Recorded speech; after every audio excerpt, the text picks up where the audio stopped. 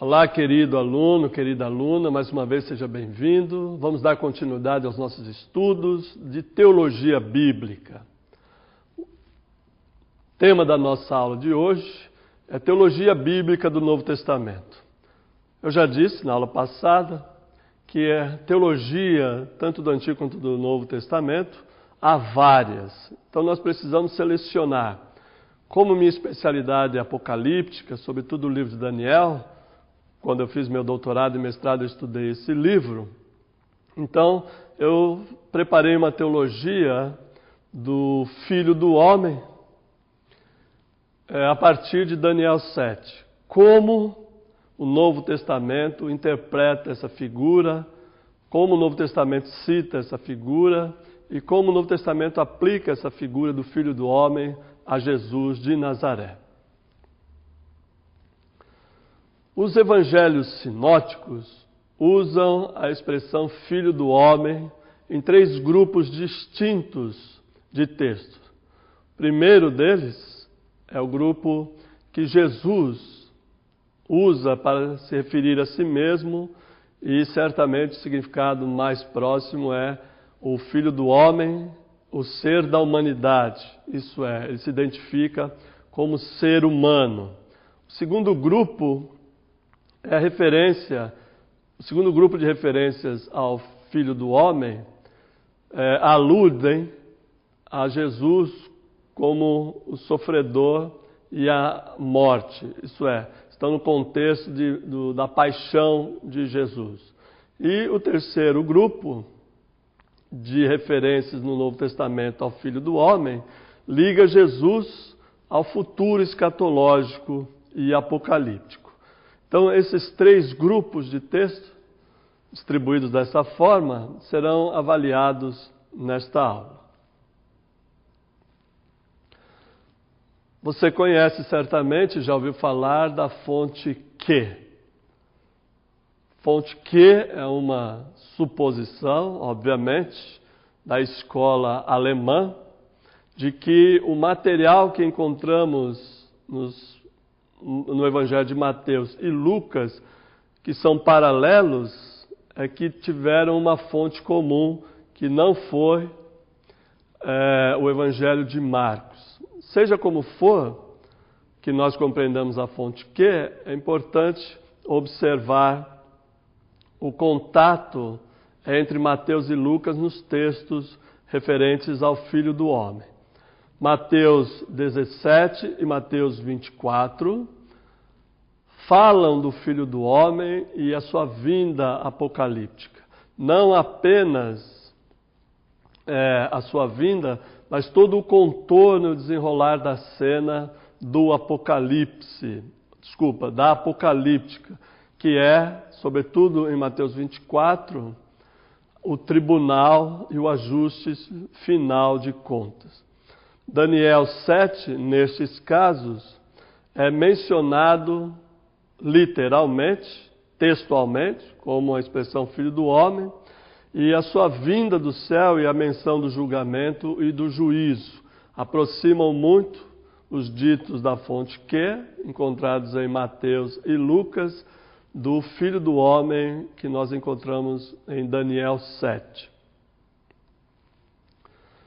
Agora o Evangelho de Marcos. Marcos 3, 38, usa a expressão textual, eu insisto nisso, porque disso depende a nossa análise, usa Filho do Homem. E a perspectiva de Marcos 8, 38 é a vinda futura dessa figura. Interessante porque Jesus se considera o Filho do Homem. E o Filho do Homem que há de vir também encontra o seu encontro com Jesus de Nazaré. Então, o Jesus presente é o Filho do Homem e o Jesus da segunda vinda também é referido como o Filho do Homem. Marcos 14, 62 usa o verbo ver no futuro, e vereis, dando uma dimensão futura ao evento do Cristo vindo sobre as nuvens. Enquanto Mateus e Lucas usam vindo com as nuvens do céu. Essa pequena diferença mostra que Marcos compreende o Filho do Homem também numa perspectiva futura. Ele virá e as pessoas verão o Filho do Homem. Mateus, o Evangelho de Mateus, contém o maior número de referências explícitas ao Filho do Homem em relação a Daniel 7. Mateus, que é um dos evangelistas que mais usa o Antigo Testamento, faz uso significativo, para não dizer abundante, da figura que aparece em Daniel 7. Os textos são Mateus 13, Mateus 16, Mateus 16, 28, Mateus 19 e Mateus 25. A expressão Filho do Homem está presente, mas além disso, toda a linguagem, o colorido da linguagem apocalíptica que nós encontramos no livro de Daniel, do Antigo Testamento, aparecem nesses textos de Mateus. Por isso nós dizemos que Mateus é o que mais usa elementos da narrativa, da visão de Daniel 7. Lucas, por sua vez, tem pelo menos 3 passagens significativas sobre o Filho do Homem, onde ele usa exatamente a expressão. Lucas 11, 30, 12, 8 e 21, 36. A linguagem é permeada de toques apocalípticos, ou de, como a gente diz, de um colorido de temas e motivos apocalípticos. O futuro, anjos, estar em pé na presença do Filho do Homem, certamente se refere ao tribunal e à corte do ancião de dias de Daniel 7, onde haverá um julgamento e o Filho do Homem vai estar à direita de Deus Pai para julgar os povos.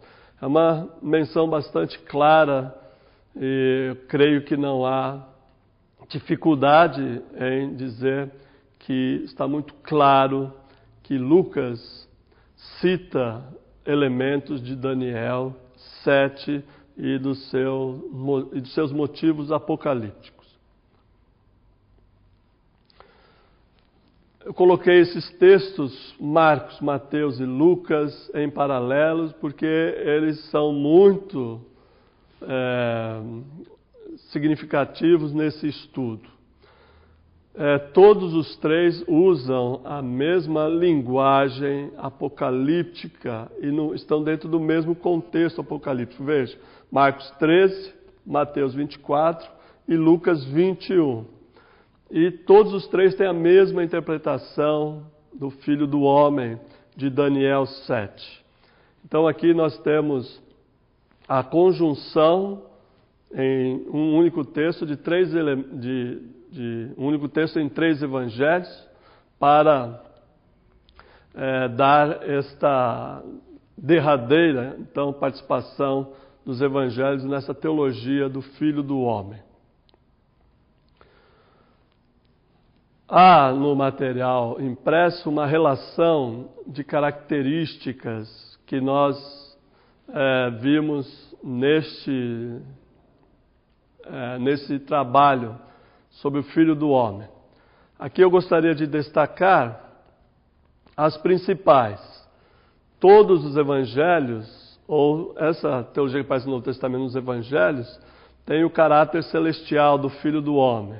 Outro elemento que vem em Daniel 7 é que o Filho do Homem é portador de um reino.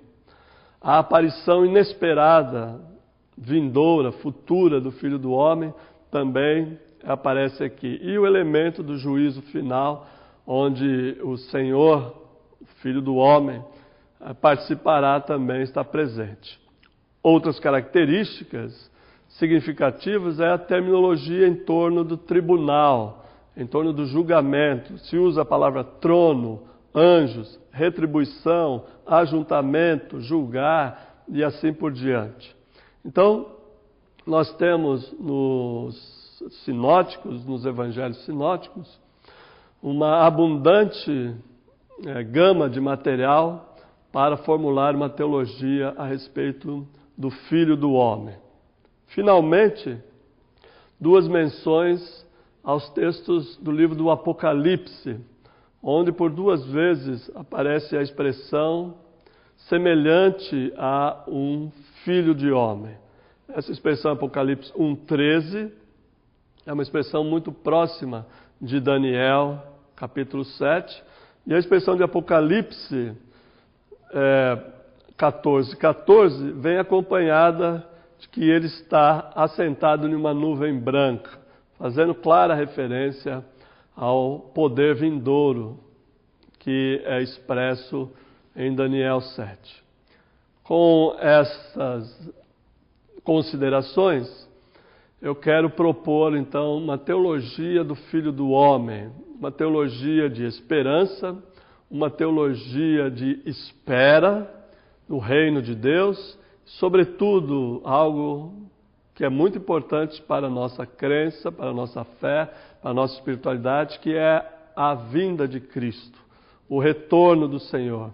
Esses aspectos escatológicos e Apocalipse devem fazer parte da nossa teologia cotidiana, porque nós vivemos na esperança da vinda futura do reino de Deus e do seu Senhor, portador do reino, Cristo Jesus. Muito obrigado pela atenção e até a próxima aula.